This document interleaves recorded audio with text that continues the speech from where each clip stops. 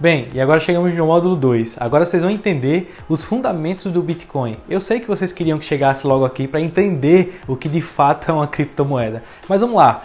A partir de agora você vai conhecer como foi construída e como foi edificada a tão famosa criptomoeda chamada Bitcoin, beleza? Vamos para o próximo slide. No próximo slide eu já vou falando sobre esse cara, né? Eu falo esse cara de uma forma simbólica. Mas como assim, Felipe? Porque na verdade Satoshi Nakamoto, que foi o fundador do Bitcoin, ninguém sabe se é um pseudônimo. Na verdade é um pseudônimo, mas ninguém sabe se é uma pessoa física, se é um grupo de pessoas, porque na verdade ele é um anônimo. E simbolicamente foi criado nessa imagem do Satoshi Nakamoto, porque querendo ou não, a população, as pessoas querem visualizar algo, né? Então é justamente isso. Então Satoshi Nakamoto não é essa pessoa que está aí na imagem, tá bom? Inclusive essa figura aí foi um dos que apareceram dizendo ser Satoshi Nakamoto e até hoje ficou, né, como brincadeira e ninguém levou em consideração, porque de fato para se construir uma criptomoeda como essa, a genialidade teria que ser muito grande, gigante, e assim, a pessoa não ia se expor gratuitamente assim ao público, porque hoje nós temos um ativo muito forte, pessoal, e é justamente sobre isso que a gente vai falar nos próximos módulos, nas próximas aulas. E o que acontece? O Bitcoin não foi a primeira criptomoeda fundada no planeta. Em meados das décadas de 90, foi criado, né, através de um grupo de cypherpunks, que são hackers do bem, são pessoas que são hackers, né, que são do bem, beleza? E aí eles criaram uma criptomoeda chamada DigiCash. E o que acontece? Não rolou, porque naquele tempo a internet, na verdade, ela era muito nova, embrionária, na verdade, e tudo se copiava e se colava. Então esse arquivo que foi criado, ele acabou se duplicando e acabou que não vingou, né? Mas na criptomoeda em si, chamada Bitcoin, algumas coisas e ferramentas e tecnologias fizeram com que ela se firmasse de fato e hoje se tornando uma potência gigante, né? Então Satoshi Nakamoto foi um pseudônimo, foi uma pessoa que criou o Bitcoin, porque ele sentiu uma falha, né, na parte financeira do país, entendeu? Lá em 2008 o mercado já estava passando por uma grande situação. Aqui eu tenho aqui uma imagem, né, onde vocês podem perceber que um registro, na verdade é uma imagem do registro do Bitcoin, que foi lá em outubro, o dia 31 de outubro de 2008, às 2h10 da tarde foi fundado o Bitcoin. Olha só que interessante, né? E aí, esse aqui é tem um código, né? Tem a mensagem ali também, tem tudo uma construção. Aqui é o site do Bitcoin. Como você pode perceber, é algo bem arcaico, digamos assim, né? Porque tem um tempo que foi fundado isso.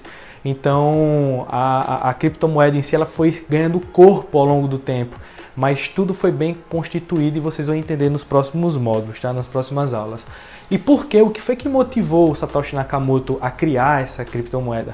Lá em 2008, como eu estava falando, os Estados Unidos, né, o continente norte-americano acabou passando por um colapso, na verdade, um grande colapso na economia do país, fazendo com que um dos maiores bancos, chamado Lehman Brothers, quebrasse, viesse à falência.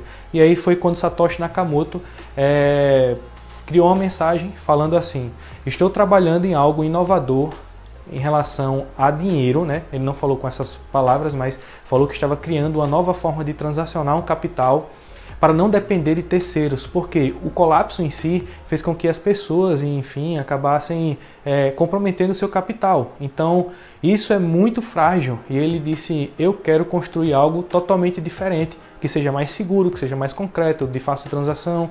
E isso, né, fez com que motivasse ele nesse período aí, né, de 2008, né? Como vocês estão vendo aí, eu coloquei uma imagem do pessoal retirando a placa do banco. Isso foi um ato histórico, né? Nos Estados Unidos aconteceu essa falência aí do banco Lehman Brothers, né? E aí o que acontece? O que é o Bitcoin? O Bitcoin vem de bit, que são dados, né? E coin é moeda, ou moeda digital ou criptomoeda, tá bom? E ela foi fundada, na verdade, para transacionar, fazer o peer-to-peer, né? Que é de pessoa para pessoa, porque a facilidade que você tem, né, a gestão de uma transação, a agilidade também, a segurança, isso foi com que o corpo em si, as propriedades da própria criptomoeda, semelhante ao ouro, porque eu vou falar sobre isso depois, vocês vão entender melhor, fez com que ela realmente criasse um valor gigante. Só que nos primórdios, né, desde quando foi fundado, teve muita gente que não botou muita fé, né, não acreditou muito, e aí ficou nessa visão. Mas o Bitcoin é isso, né? Bit de dados e coin de moeda. Então Bitcoin é moeda digital ou criptomoeda, tá certo? Qual o supply máximo? Quantas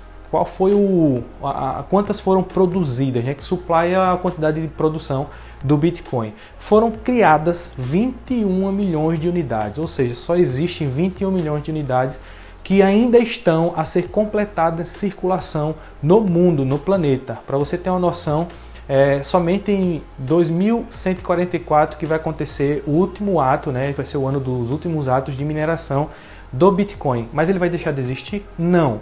Isso significa que ele vai ter 100% de que ele ainda está alocado na rede, na nuvem. Então as pessoas, né, vão minerar, as fábricas de mineração, que são as mineradoras, vão minerar essa quantidade máxima de 100% do Bitcoin, e aí não vai haver mais mineração e as pessoas vão ficar circulando somente essas que estão na mão da população. Então isso faz com que ele tenha uma semelhança muito com o ouro, né? Como você sabe, o ouro ele tem uma quantidade limite, como eu falei nas outras aulas, falei na outra aula, que ele tem uma quantidade limite, ele não vai ser mais produzido, ele já foi feito e pronto, acabou esse ponto final. Então ele tem essa propriedade.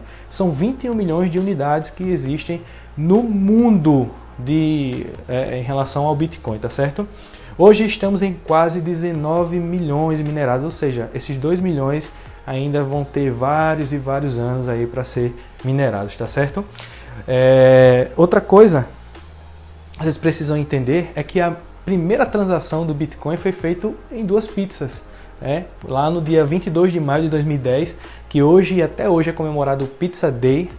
Uma pessoa comprou com 10 mil Bitcoin, 2 pizzas. Então esse foi o primeiro ato transacional que foi catalogado e registrado através dessa transação na história do Bitcoin. Imagina só como é que esse cara que vendeu esses Bitcoins não estão, né? Na verdade, essa carteira que recebeu esses Bitcoins nunca foram movidos, né? Ninguém sabe o que é que aconteceu, se essa pessoa veio a partir dessa para melhor, ou esqueceu a senha, né? Alguma coisa do tipo, mas ainda está lá nessa carteira, né? Interessante, né, gente?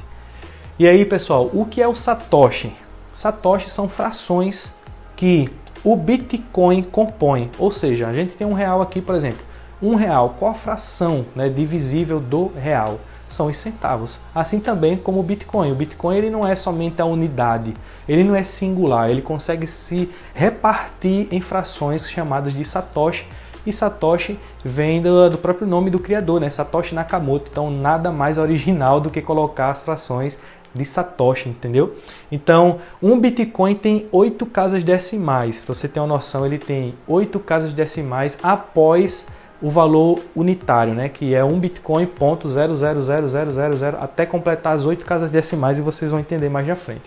Que é justamente sobre isso que eu estou falando. Quantos Satoshi tem um Bitcoin?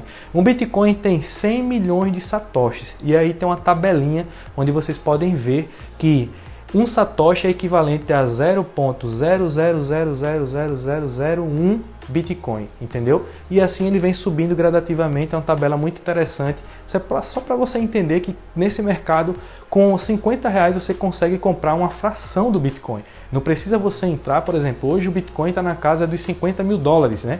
E aí ele já está ultrapassando, acredito que quase R$260 mil. Então assim, você não precisa ter R$260 mil para ter um Bitcoin. Então você consegue com um valor mínimo, um valor pequeno, comprar uma fração do Bitcoin, entendeu? E aí nós vamos para o próximo módulo, que na próxima aula nós nos veremos aqui para uma melhor explicação, onde eu vou falar sobre altcoins.